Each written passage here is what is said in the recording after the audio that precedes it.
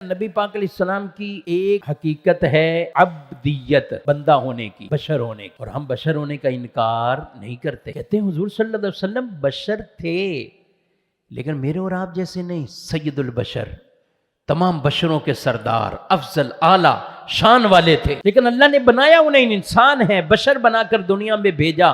اگر اللہ نبی کو کسی فرشتے کی صورت میں اور نور ہی نور بنا کر بھیجتا تو پھر مخلوق کوئی بھی ان کے قریب نہ پہنچ سکتی، نہ تبلیغ کا کام وہ ہو سکتا۔ اللہ نے بنائے، اور جتنے رسول اللہ نے بھیجے سب کو ایسے ہی بنا کر بھیجا کر۔ یہ تو کافر کہتے تھے کہ وہ اللہ نے اگر کسی کو نبی بنانا ہی تھا تو کسی ایسے کو بنا دیتا کہ جو نہ کھائیں نہ پئیں نہ تجارت کریں نہ مارکیٹ جائیں نہ ادھر جائیں نہ ادھر جائیں، کسی ایسے کو اللہ رسول بناتا۔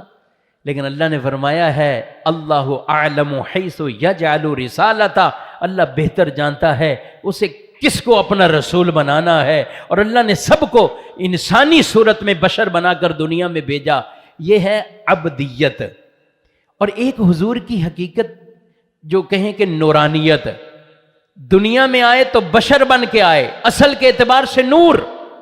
اسی لیے جب صحابی نے پوچھا اللہ نے سب سے پہلے کس چیز کو پیدا کیا تو میرے نبی نے فرمایا جابر، اللہ نے سب سے پہلے اپنے نور سے اپنے نبی کے نور کو پیدا فرمایا گیا۔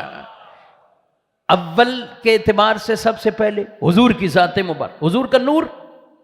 اچھا، ایک ہے حضور کی حقیقت، اور یہ حضور کی حقیقت ہے نا جس کو روایت میں بیان فرمایا کہ میری حقیقت میرے رب کے علاوہ اور کوئی نہیں جانتا ہے، اور کوئی نہیں جانتا، وہ اللہ ہی جانتا ہے۔ میں نے کہا معراج میں اگر غور کریں نا تینوں چیزیں بڑی خوبصورت انداز میں آتی ہیں، عبدیت، بشریت۔ مسجد اقصی میں اللہ نے سارے نبیوں کو، کیونکہ عبدیت میں انسانوں میں جو سب سے افضل اعلیٰ ہیں وہ انبیاء ہیں، سارے انبیاء کو جمع کیا اور حضور علیہ السلام کا استقبال کروایا۔ حضور آئے، مصلی پر کھڑے ہوئے، امام بنے، سارے نبی مقتدی بنے۔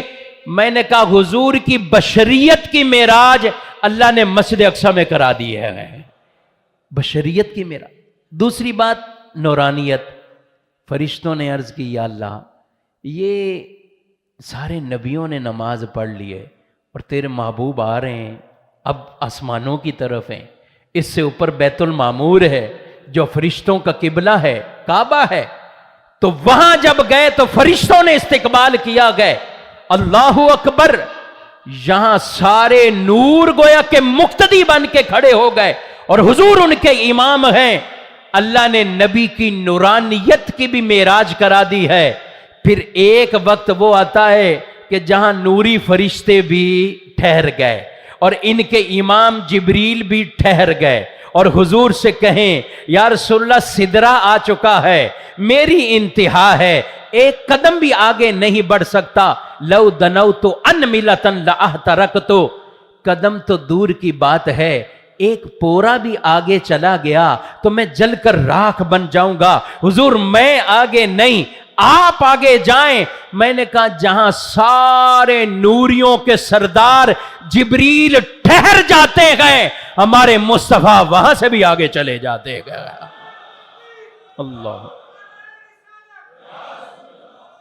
تو یہ ہے نورانیت سے بڑھ کر حضور کی حقیقت کی معراج ہو رہی ہے۔ اور وہ پھر ثم دنا فتدلى فكان قاب قوسين او ادنى فاوحى الى عبده ما اوحى، اتنے قریب ہوئے، اتنے قریب ہوئے، اللہ اکبر، کہا کہ جیسے کہ فکان قاب قوسین، دو کمانوں کا فرق ہو، او ادنى، اس سے بھی قریب ہو گئے۔ اب ان کو الفاظ میں بیان نہیں کیا جا سکتا۔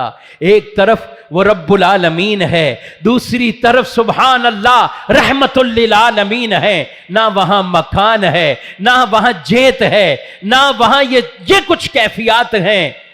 بس اللہ نے کیسے چاہا، کس طرح چاہا، سمت سے پاک، رب کا دیدار ہونا ہے، محبوب نے دیدار کرنا ہے، جیسا اللہ نے چاہا اپنے محبوب کو دیدار کرا دیا ہے۔